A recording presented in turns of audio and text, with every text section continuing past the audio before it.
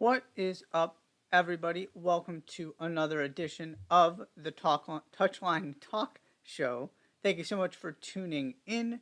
As always, before I get going here, be sure to hit that subscribe button so you don't miss any of the content I put out on YouTube every single week. So much news has broken today. There is plenty to get to on the transfer front, coaches coming in and out of Major League Soccer, all kinds of good stuff to discuss today, starting with the biggest transfer, I would argue, of the last 72 or so hours. It is not official yet. It appears that Declan Rice is headed to Arsenal, though. Everybody is in agreement, so I feel comfortable going with it. It's just a matter of kind of finalizing the details, but the actual fee appears to have been agreed according to everybody's reporting, and Manchester City don't seem to be a factor at this point.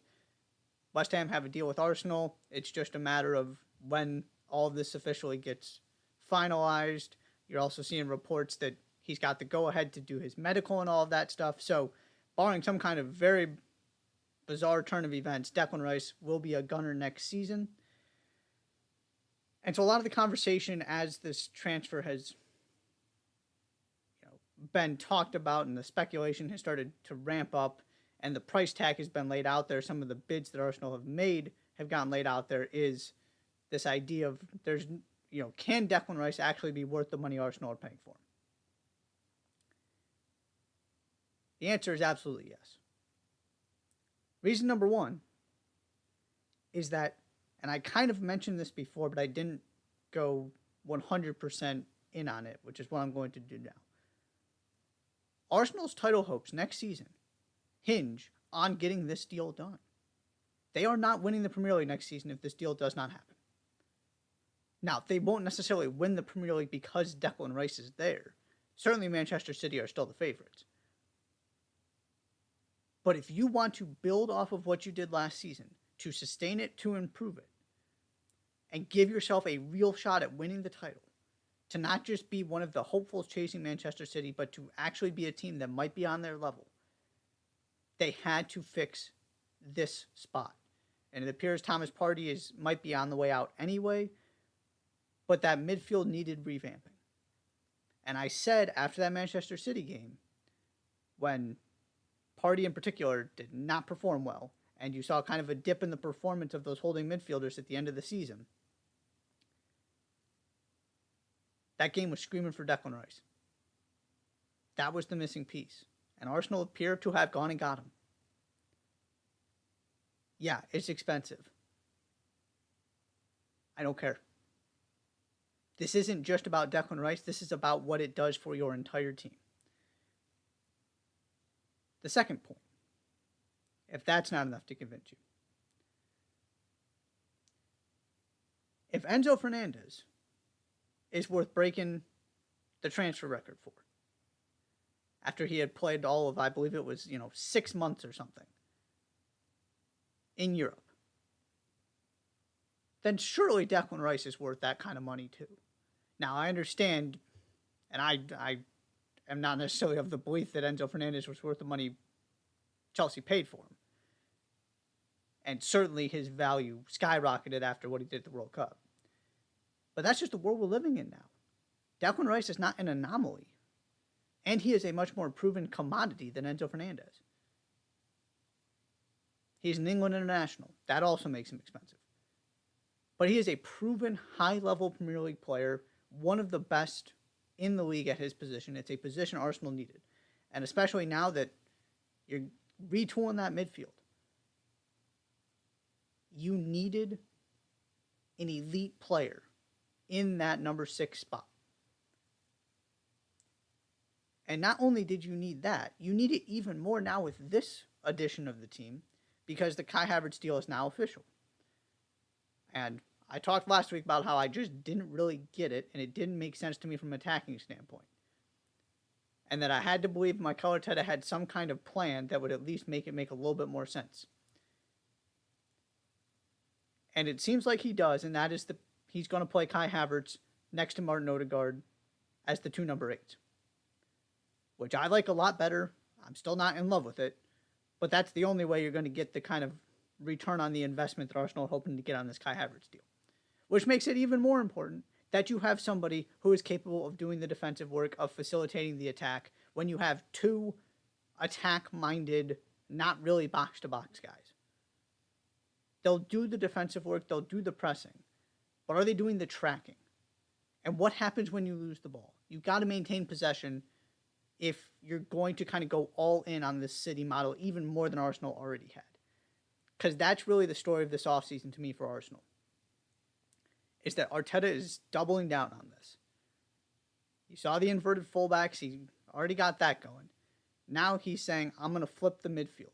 And we're going to do what Manchester City do, where you have an Ilkay Gundogan and a Bernardo Silva, or a Kevin De Bruyne, usually Gundogan and De Bruyne, as those two kind of roaming number 8s that are really just attacking midfielders. But they dominate the ball so well, and Rodri does all of the defensive positioning and the defensive work to help them maintain possession, that you don't need somebody else in the midfield, and when you do, you move up John Stones. If this is going to work, that Rodri position is crucial. And Arsenal didn't have anybody to play it. Now it seems they got Declan Rice. It's one of those where it may not ultimately be worth it in the end when you look back on what Declan Rice gives Arsenal. But it is absolutely worth the price for the opportunity it gives you. It is worth the risk, 100%. And to me, it's not a massive overpay. It's a little bit of one. But like I said, if Enzo Fernandez is worth that kind of money, considering his career trajectory, Declan Rice is too. The other big midfield signing in the Premier League that became official is James Maddison going to Spurs. Like I said, Declan Rice, not official yet. Spurs have announced James Maddison. To me, this move makes more sense than him going to Newcastle. He could have worked at Newcastle too. I just don't want James Maddison on the wing. And I worry that if you put him and Bruno Guimaraes in the same midfield, they're just kind of taking up each other's space a little bit, and they don't necessarily complement each other all that well. Because they're both creative. They're both kind of guys who facilitate and attack and set up other players. Right. Guimaraes is not Kai Havertz, where he's a finisher coming from the midfield. So it could have worked. I wouldn't have been opposed, because you're getting a good deal on Maddison because his team got relegated and he was going to leave this summer.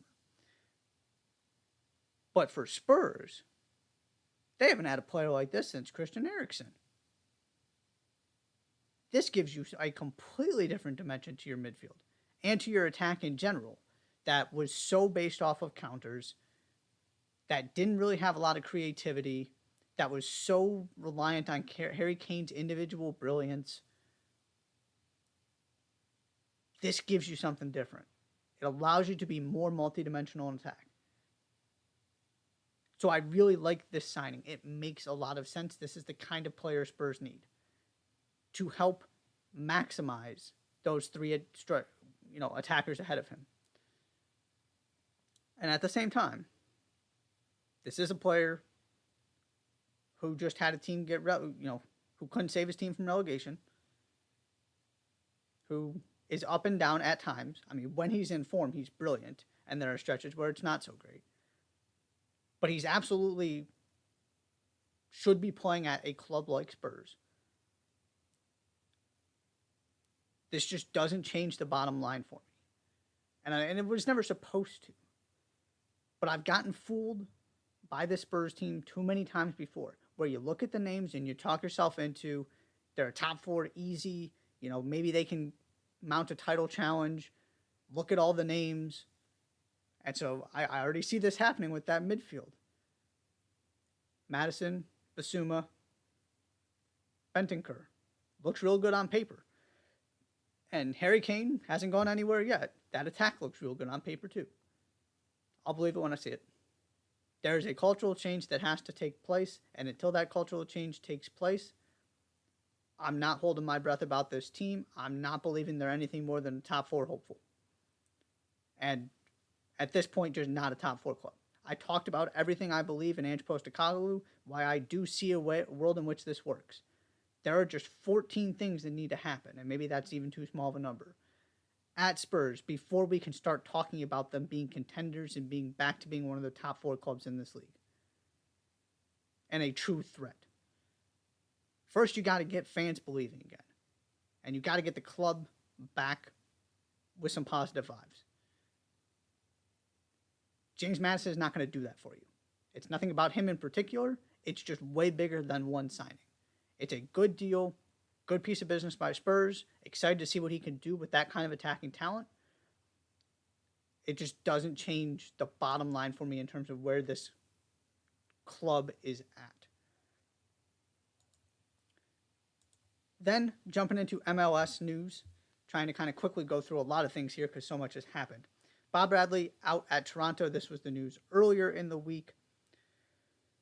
I had mentioned this a while back, at least once, if not multiple times, that if this didn't come together quickly, this needed to happen.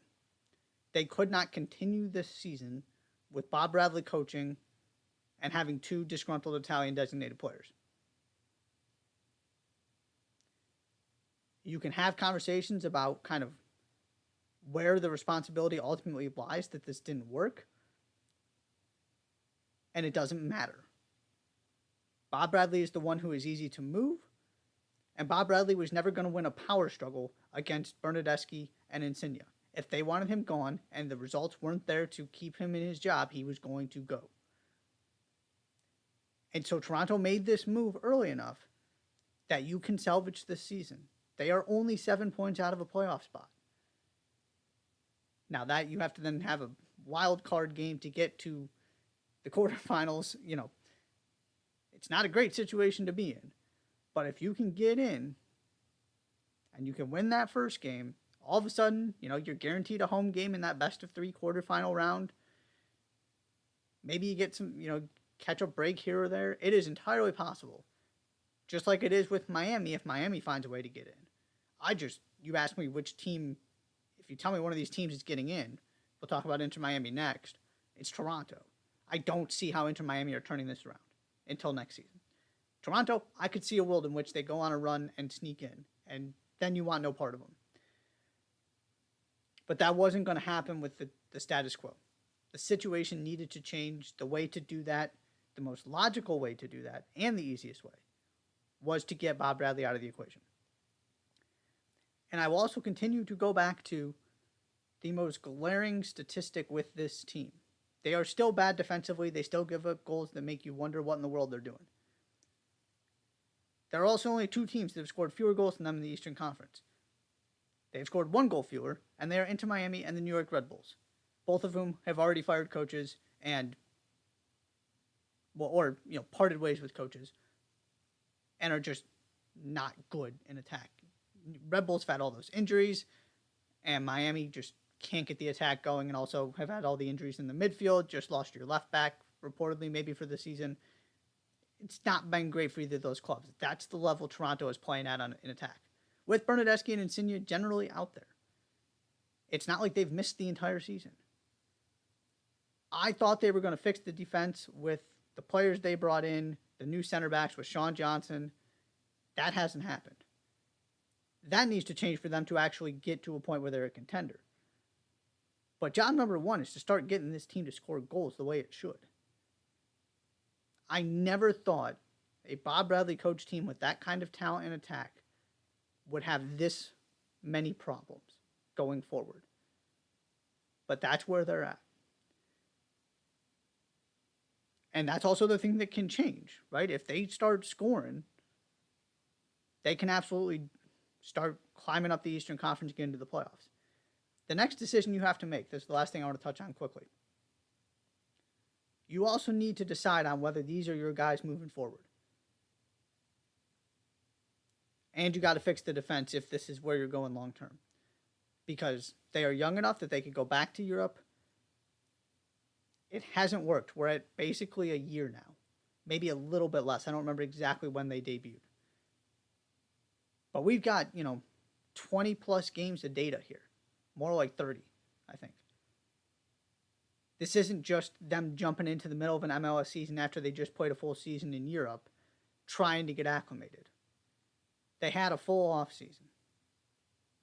It's not any better than it was last season. If anything, it's worse. So you got to make a decision either to cater your coaching hire to these two guys, which is where names like Andrea Pirlo get interesting, and now Andrea Pirlo is not available because he took a job in Serie B. A big-time name that'll earn these guys respect, an international name. Or are you going to hit the reset button, see if you can sell them, get out of their salaries, and try again with a different set of high-profile DPs? Regardless, this team is not going to win MLS Cup until it fixes what's happening at the back. But this has been such a disaster that you got to start wondering if it's worth it trying again with a different coach. Because I refuse to believe Bob Bradley was the singular problem here. Now, it's a weird dynamic with having Michael as the captain and Michael being injured. It's all strange. But I refuse to put everything that's happened and what you read, the reporting The Athletic did about the way that Bernadeschi and Insigne have behaved at times, and just throw this on Bob Bradley. He couldn't find a way to make it work. These guys are too important to sacrifice for the coach, obviously. But something else needs to change too. You're not just going to put another coach in there and make this all work. Maybe somebody can figure it out. But this was a spectacular failure that everybody needs to take responsibility for. Next in our MLS news, Inter Miami have their coach. It is the one that it seemed like it was going to be from the very beginning when Messi announced he was coming. It is Tata Martino. Round 3 for Tata Martino with Lionel Messi. Complicated relationship, certainly. Didn't have an incredible amount of success together. Some ups, some downs. But I've talked about this before, so I'm going to keep this pretty brief as well. One, they're at a very different position in their careers at this point. Two, I have faith in their ability to get along. They don't need to be best friends. It seems like there was a lot of just kind of drama that was drummed up that wasn't really there between these two. I have to believe that the Newell's Old Boy, Argentina hometown connection is going to continues to carry a lot of weight. That means so much to Messi that there aren't going to be any issues here. And of course, Martino isn't getting this job if he doesn't have Messi's seal of approval.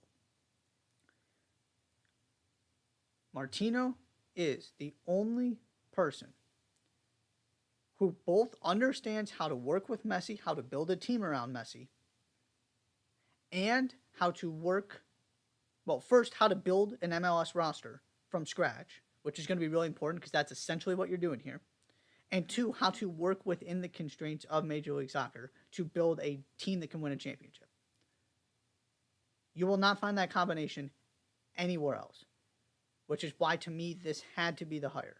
This is your best option unless he turns you down, and he wasn't turning this job down. There isn't another person who blends Messi and MLS the way Tata Martino does. Yeah, Mexico was kind of a disaster.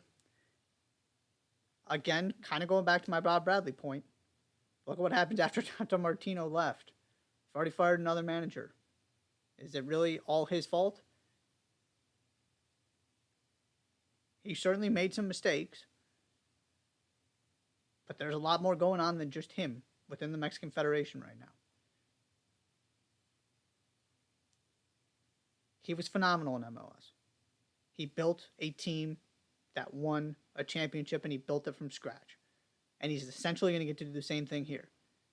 Because there just aren't any pieces on that team that are immovable that you can't do something with. It might cost you. You might have to sell Leo Campana for cheap, for example, to clear some DP spots, depending on how this all works. I have questions about what this roster is going to end up looking like, because you need guys that are going to run and do the dirty work, and you need to fix that defense. I don't see that happening this season. But if there is somebody that I have faith in that can actually make this what it can be and can build a MLS Cup contender around Messi, it is Tata Martino. One final MLS note I wanted to mention real quickly before I take my break. Teemu Pukki headed to Minnesota United. Here are some fun facts about the Loons and their attack. They have not had a double-digit goal scorer other than Emmanuel Reynoso since 2019. That was Darwin Quintero. He had 10 goals. Since about that same time, Teemu Pukki has scored more than that 2 different times on teams that finished bottom of the Premier League, and in a quote-unquote bad season last season with Norwich that he's just coming off, he scored 10 goals in the championship. It's fair to wonder if you can get Pukki back to being the player Pukki was 2-3 years ago. This might just be who he is at this point. It might also just be a bad season at Norwich. You don't know on that. We're just going to have to see. But at his worst, Teemu Pukki is still providing a level of production that Minnesota has not had at the number 9 spot. And that's doing it against, Championship and Premier League without an Emmanuel Reynoso. This could end up being a home run. It is risky because Pukki kind of fits the profile of guys who don't always have success in MLS. I'm not totally sold on this being a phenomenal move. But I feel better about this floor than I do most of these other type of signings, and specifically the higher profile, bigger names. This guy scores goals. He's done it year after year after year. Is he the kind of number 9 you need to become a championship team? That remains to be seen. A team that could legitimately win MLS? That I'm not convinced of. But he is an absolute upgrade for a team that's not all that far away. And if he gets going and he gets in really good form, he absolutely can be the kind of piece that elevates you into that upper tier. This is a team that's 8 points out of 3rd place and has 2 games in hand. And I believe it's the Sounders who are in 3rd right now. They are right there in the jumbled mess that is the middle of the Western Conference. You go on a little bit of a run, and all of a sudden you're up into that 4, 5, 6 area, fighting for a home field advantage in the quarterfinals. This is a team that's had postseason success before. I never, ever want to pick against them in the playoffs. Emmanuel Reynoso's back now. And it's a Western Conference where only St. Louis City, an expansion team that's never done this before, and LAFC, who have just been bad since the CONCACAF Champions League ended, are the only 2 teams that have separated themselves. 3rd place is up for grabs. And it might get to a point where the top spots in this conference are up for grabs. You got Houston goes on a little bit of a run, beats LAFC twice. All of a sudden, they're right there, safely in the playoff spots, at least for now. A few weeks ago, they weren't even in the playoffs. Now I think they're 5th. That's how close everything is. One move can make a huge difference. This roster is good. Maybe not quite at the level as some other Minnesota United teams when you're comparing what Minnesota has now to what the other teams have, because the league continues to get better and better. But there's just something about Adrian Healy, this club, that I just don't want any part of him in the postseason. And if you can get it, and they were, look how close they came with just Reynoso a few seasons ago.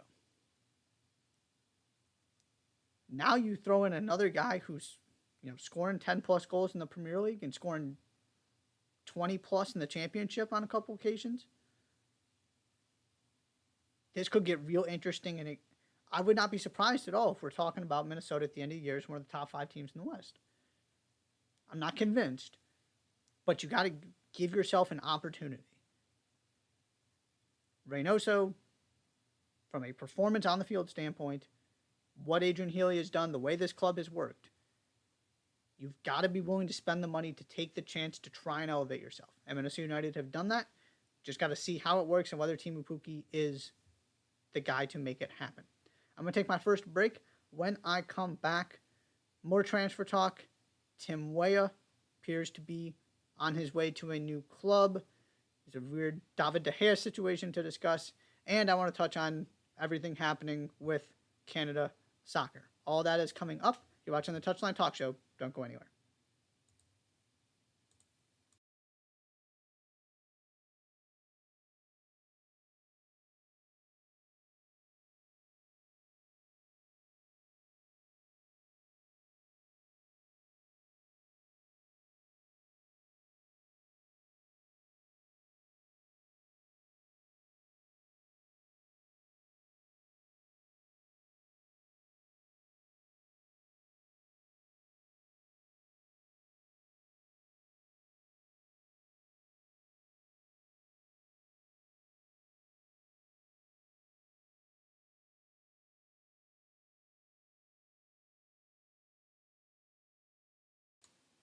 And welcome back to the Touchline Talk Show. Thank you so much for tuning in. As always, be sure to hit that subscribe button so you don't miss any of the content I put out on YouTube every single week.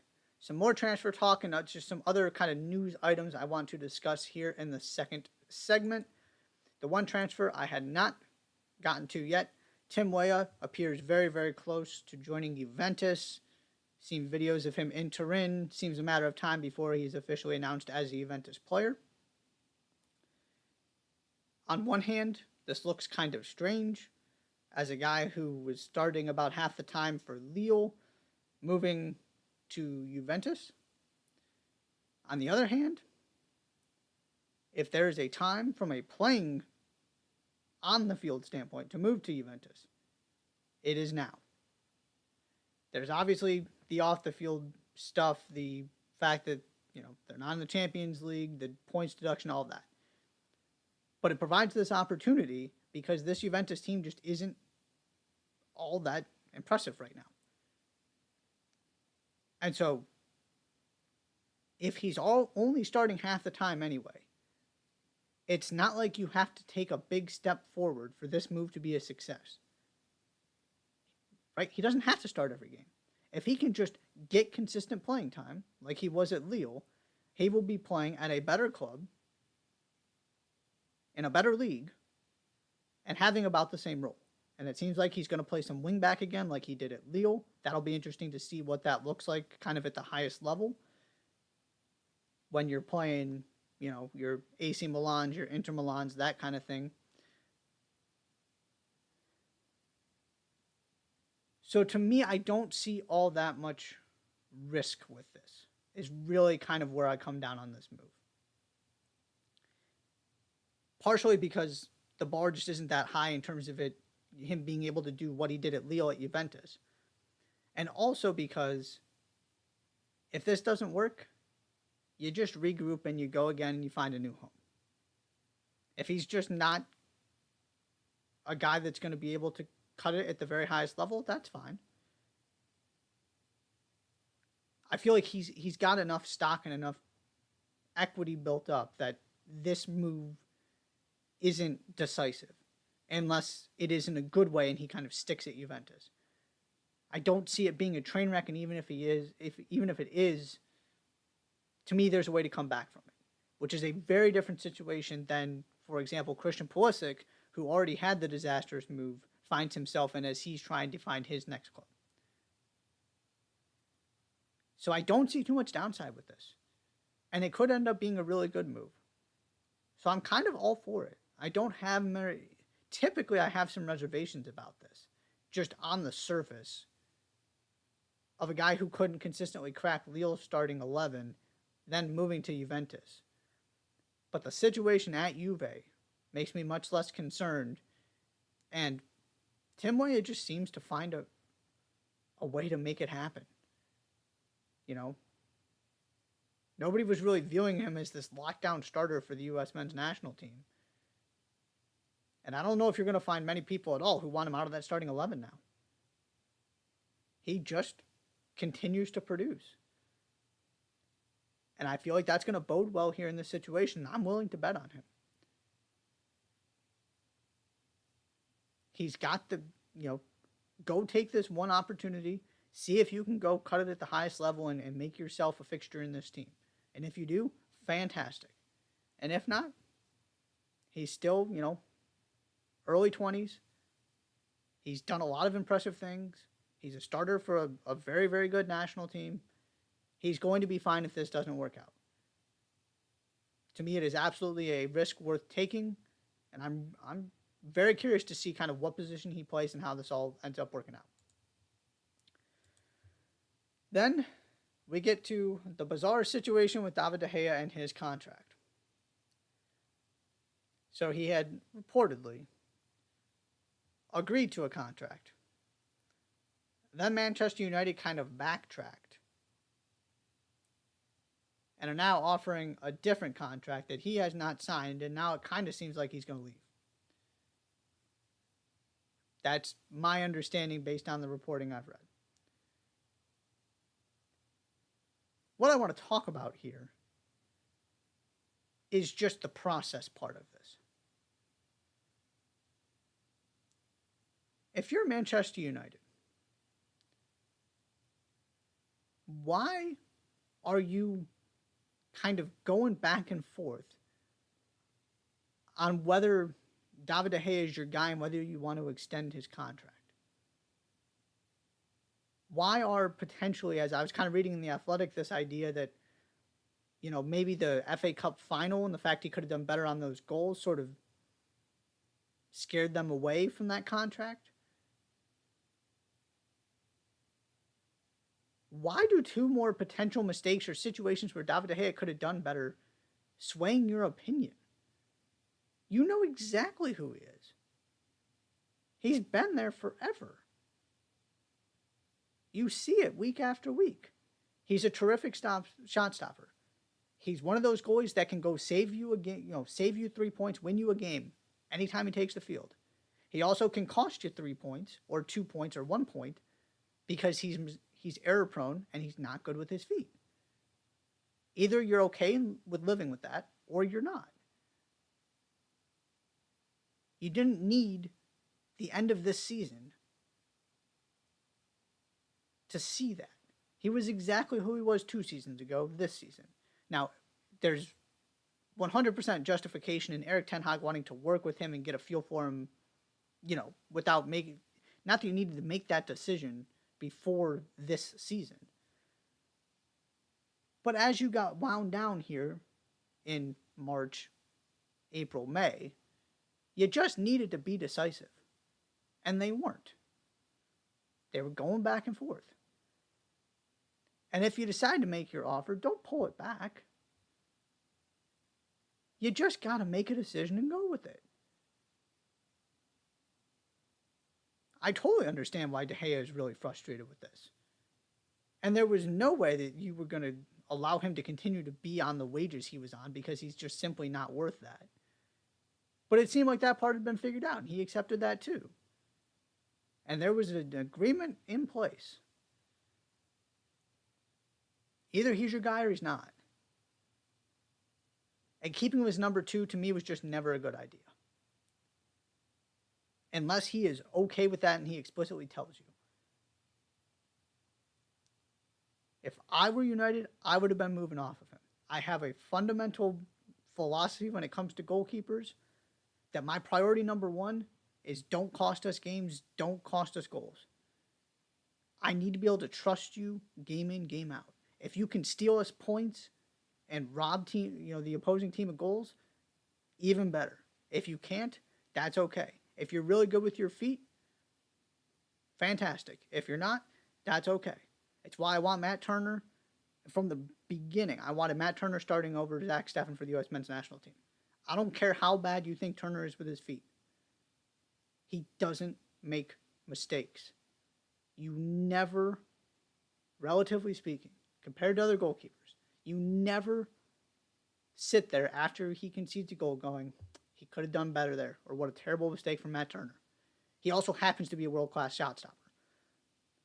But I want the fundamentally sound goalkeepers, and that's not David De Gea.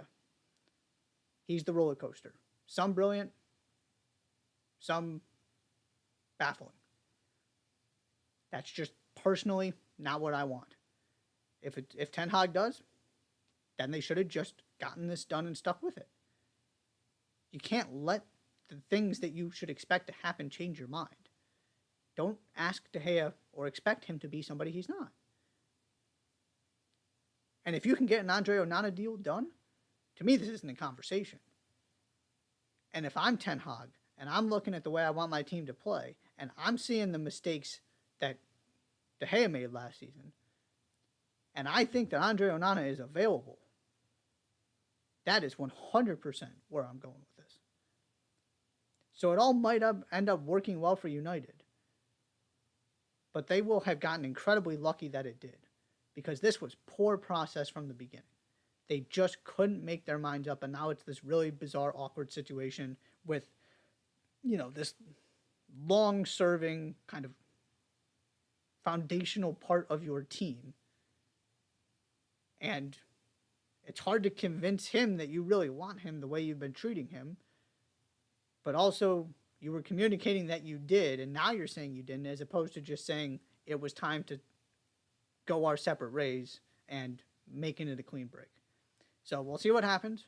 It seems very much up in the air right now, but strange coming out of Manchester United, and just another reminder of the growing pains United are still going through from a club kind of organization and leadership standpoint. Speaking of organization and leadership and chaos, I also wanted to touch on everything going on with Canada right now. 3 different things I want to point to here. First, Canada Soccer General Secretary Jason DeVos made news recently by saying that the phrase he used was due diligence needs to be done about the possibility of declaring bankruptcy. This is at the same time that the men's B team, you took away some of your higher profile guys, but still a good team with recognizable names on it, fell behind and then conceded the stoppage time own goal to draw against Guadalupe in their Gold Cup opener. And your women's team, the defending gold medalists, aren't getting a World Cup send-off game because the Federation didn't have the money to pay for it. I was also reading about Richie Larea getting sent away from the Nations League in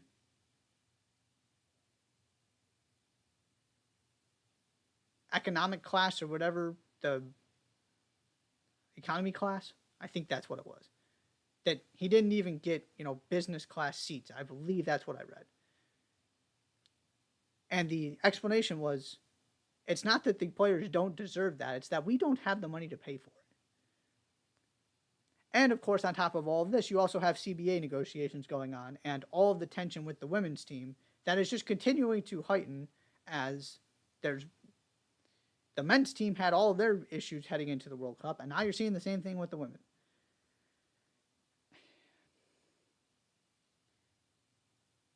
And it's hard to kind of piece through all this, because at least some of these comments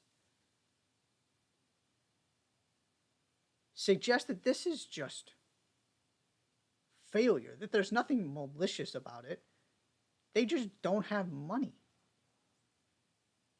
Which asks a lot of questions of how in the world did you let a federation that has experienced plenty of success here, the women consistently, but of course with the Olympics, the men's team qualifying for a World Cup for the first time in forever, topping CONCACAF qualifying, really capturing the country and getting everybody excited. and you have no money? And I always try to be sensitive to understand the other side of this because money is a big deal. It's easy to sit there and say, well, why didn't the Federation organize a send-off game for its defending world champions who are going to play in the World Cup? It wasn't intentional. They didn't mean to do it that way. They just didn't have the money. So I want to be, at least acknowledge that part of it. The other part of that is, though, there's got to be accountability for the fact that they have no money. This just doesn't make sense to me. And obviously, it needs to get fixed, and soon. Because you've got John Herdman out there talking about how the Federation needs to get serious and actually give him a chance to win a World Cup in 2026 when he's at home. And sort of support this team the way that it should be supported as, at this point, one of the top 15 or so men's national teams in the world. They topped a CONCACAF qualifying group that had that U.S. team in it that everybody's so excited about. Now, I will continue to say I believe that U.S. team is far and away the most equipped in CONCACAF when it comes to tournaments. But if you're Canada, you're also thinking run to the quarterfinals, semifinals, give ourselves a shot to win this thing on home soil. With a Jonathan David and a Kyle Larin who are going to be in their primes, and an Alfonso Davies in his prime, and all these young players who are coming up. It's only going to get better here. Qatar World Cup was not the high point for this group. Just like with the U.S., it was about breaking through, getting that experience, and setting the stage for 2026. And it's just been debacle after debacle. And then on the women's side, not only do you have these elite players and a team capable of winning this World Cup, I saw Janine Becky talking about the improvement in the depth, that they are not 100%. Janine Becky obviously is not participating in the tournament.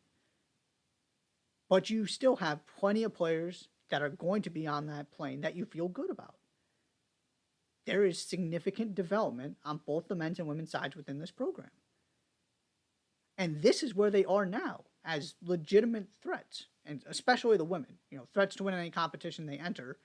And on the men's side, and for both of them, the second best team in their region. And Canada would be the best team in most regions on the women's side, but they've run into two really good U.S. teams. And so it's coming up short in CONCACAF W Championship, coming up short in the Nations League, losing in the final where you're clearly the team number 2, but not quite on the U.S.'s level when push comes to shove and the trophy's on the line. And you look at what the U.S. has been able to do, and it wasn't pretty, and it took a lot of hard work and sacrifice, and a lot of people paying the price beforehand to kind of pave the way for that CBA. But look at some of the support systems that are in place and the way that everybody seems to be pulling in the same direction here, at least from a men's and women's team perspective, and working with the Federation. You listen to these players, it's been a lot of, the Federation has done a really good job with XYZ. Not that everything's perfect, or that we're working with the Federation on XYZ. Canada's fighting their Federation because it's not able to provide the fundamental things that are required for success. These teams are having success in spite of their Federation. And that's just a really sad reality that nobody should have to deal with, and especially teams on this level. You compare the experience of, we'll just take Janine Becky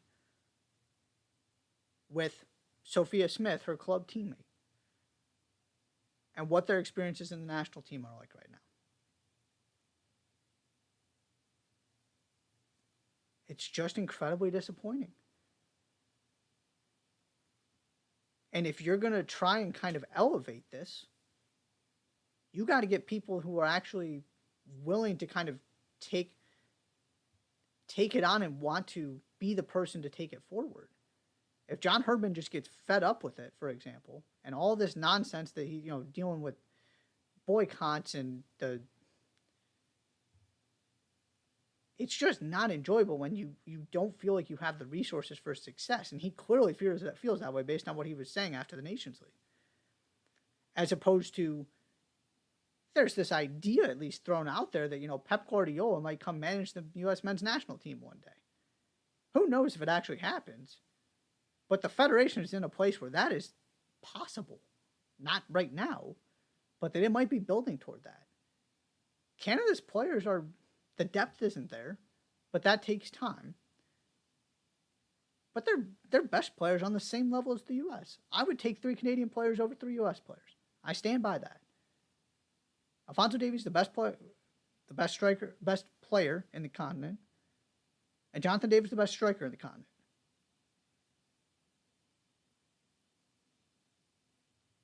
And it's just a completely different story than what you are seeing